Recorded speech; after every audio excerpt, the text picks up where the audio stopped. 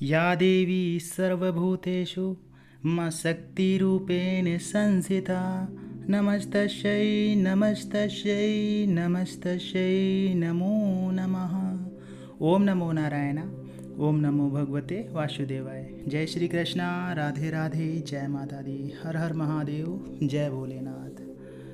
जब भी हम भगवान के सामने दीपक जलाते हैं तो हम कभी कभी छोटी छोटी गलती कर देते हैं, जिसकी वजह से हमें जो फल मिलना चाहिए दीपक अर्पित करते समय, या दीपक हम जब अर्पित करते हैं, समर्पित करते हैं भगवान को, वो नहीं मिल पाता है। गलती हम क्या कर देते हैं, कई लोगों ने कमेंट्स में ऐसा पूछा भी। वैसे हमने इससे पहले कई वीडियो बनाए हैं दीपक के ऊपर, जिसमें बताया है कि दीपक जलाते समय क्या क्या करना चाहिए, दीपक कैसे जलाएं, क्या करें। तो उसमें एक कॉमन सवाल था जिसके ऊपर मुझे लगा कि वीडियो बनाना चाहिए। सवाल ये था, कुछ लोग ऐसा पूछ रहे थे कि जैसे हम दीपक जलाते हैं तो क्या सुबह जो हमने दीपक जलाया था उसमें बाती बच जाती है, तो बची हुई बाती को क्या हम शाम को जला सकते हैं। या कुछ लोगों ने ऐसा भी मैसेज किया था या ऐसा भी कमेंट किया था कि हम सुबह का जो दीपक की बाती बची होती है उसे हम शाम को जला देते हैं। या जो व्यक्ति सुबह सुबह ही दीपक जलाते हैं तो आज की बाती जैसे कल बच गई, आज उन्होंने दीपक जलाया तो कुछ बाती बच जाती है ना, तो उसी को आगे बढ़ा के उसी में घी डाल के या तेल डाल के दीपक जला देते थे। तो हमें दीपक इस प्रकार नहीं जलाना चाहिए। देखिए, जब हम दीपक जलाते हैं तो उसमें हमेशा नई बाती ही डालिए। नई बाती का कॉन्सेप्ट क्यों हमें नई बाती डालनी चाहिए, उसका कारण ये है कि जब भी आप दीपक जलाते हैं तो आप दीपक स्थापित कर रहे हैं, स्थापना कर रहे हैं किसी भी चीज़ की। तो जब हम किसी भी चीज़ की स्थापना करते हैं, अर्पित करते हैं, तो हम जो चीज़ यूज हो चुकी होती है, जो चीज़ प्रयोग में आ चुकी होती है, उसे दोबारा से स्थापित नहीं करते। जैसे आप ऐसा समझ लीजिए, कोई भी देवी देवता को अगर आप भोग अर्पित कर रहे हैं, आपने भोग अर्पित कर दिया, अब जब दोबारा आपको भोग अर्पित करना है तो आप वही भोग सुबह वाला उठा के फिर से तो उनको नहीं चढ़ाते हैं। ऐसा तो नहीं है कि जो सुबह आपने भोग उनको अर्पित किया था, भोग में आप मिश्री भी चढ़ा सकते हैं, चीनी भी चढ़ा सकते हैं, पंचमेवा भी चढ़ा सकते हैं, या आप मीठे फल चढ़ा सकते हैं, या आप मिठाई ला के चढ़ा सकते हैं, कुछ भी चढ़ा सकते हैं। भोग कुछ भी हो सकता है। आप पूड़ी सब्जी भी उन्हें चढ़ा सकते हैं, हलवा पूड़ी चना गुड़ कुछ भी चढ़ा सकते हैं, जो भी आप चढ़ाते हैं। तो क्या जो चीज़ आपने चढ़ाई है उन्हें, आप उसे दोबारा उनको वही चीज़ सेम उठा के फिर से चढ़ा सकते हैं? नहीं चढ़ा सकते ना, क्योंकि जो चीज़ आपने एक बार अर्पित कर दी वो उसको नहीं चढ़ा सकते हैं। इसी प्रकार से जब आप दीपक जलाते हैं तो दीपक भी समर्पित हो जाता है। तो समर्पित दीपक की जो बाती है वो आपको नहीं जलानी चाहिए दोबारा से। ऐसा नहीं कि उसी बाती को खींच के दोबारा से जला दिया, ऐसा नहीं। उस बाती को निकाल लीजिए। आपको लगता है उस बाती का क्या करें, तो ध्यान रखिए उसको ऐसे कभी भी कचरे मत फेंक दीजिए कि बाती निकाली फेंक दिया, झाड़ू लगी और कचरे में चली गई।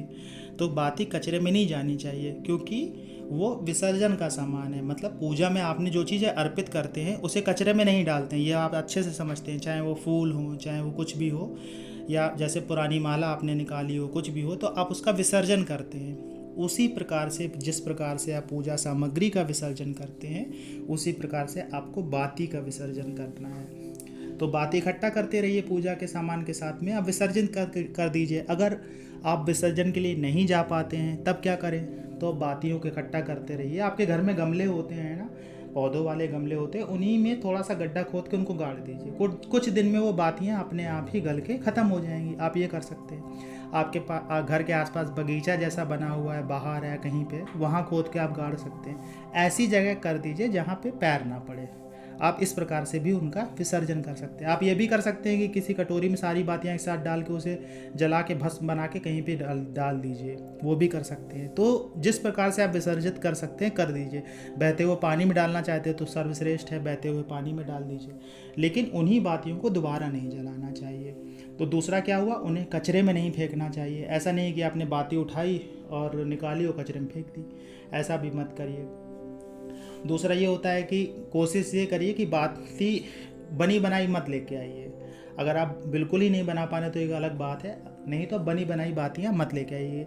रुई लेके आ जाइए और उसको अपने हाथ से बाती बनाइए। जब आप हाथ से बाती बनाते हैं तो आपकी जो एनर्जी होती है उस बाती में लगती है। उसके बाद में जब आप कोई मनोकामना करते हैं या भगवान से कुछ कहना चाहते हैं तो वो ऊर्जा के साथ में भगवान के पास में जाता है। आप भी जानते हैं कि जो भी आप कम्युनिकेशन करते हैं वो आपकी एनर्जी होती है, जो आप ट्रांसमिट करते हैं मंत्रों के माध्यम से या मन ही मन आप कुछ बोलते हैं तो वो ऊर्जा आपकी ट्रांसफ़र होती है। उसी प्रकार से जब आप बाती को हाथ से बटते हैं, बट के आप लगाते हैं तो आपकी ऊर्जा लगती है। कुछ भी चीज़, आप दीपक जला रहे हैं, आप धूप जला रहे हैं, आप उन्हें भोग अर्पित कर रहे हैं, आप उन्हें जल अर्पित कर रहे हैं, पुष्प अर्पित कर रहे हैं, तो हर सामग्री में आपकी ऊर्जा लगती है, आपके हाथ से होता है। आपने देखा होगा जब आप कथा करवाते हैं, चाहे वो गृह प्रवेश करा रहे हो, कुछ भी करा रहे हो, तो जो भी आपके पंडित जी होते हैं वो आपको हाथ से अर्पित कराते हैं। पुष्प अर्पित करिए, अक्षत अर्पित करिए, पुष्पांजलि दीजिए, ये करिए वो करिए, तो आपको हाथ से इसलिए कराते हैं क्योंकि आपकी ऊर्जा लगती है, आप स्वयं उसको कर रहे होते हैं, आपके माध्यम से वो हो रहा होता है। तो ये कारण होता है कि हमें इस प्रकार से अपनी ऊर्जा लगाते हुए बाती को जलाना चाहिए।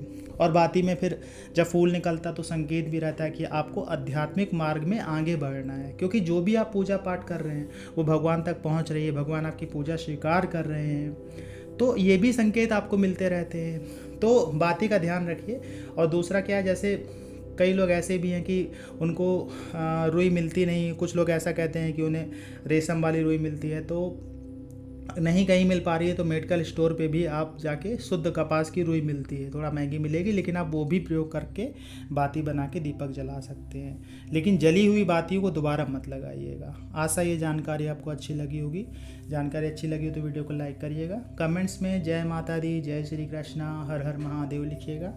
मिलते हैं आपसे अगले वीडियो में नई जानकारी के साथ में, तब तक के लिए जय श्री कृष्णा।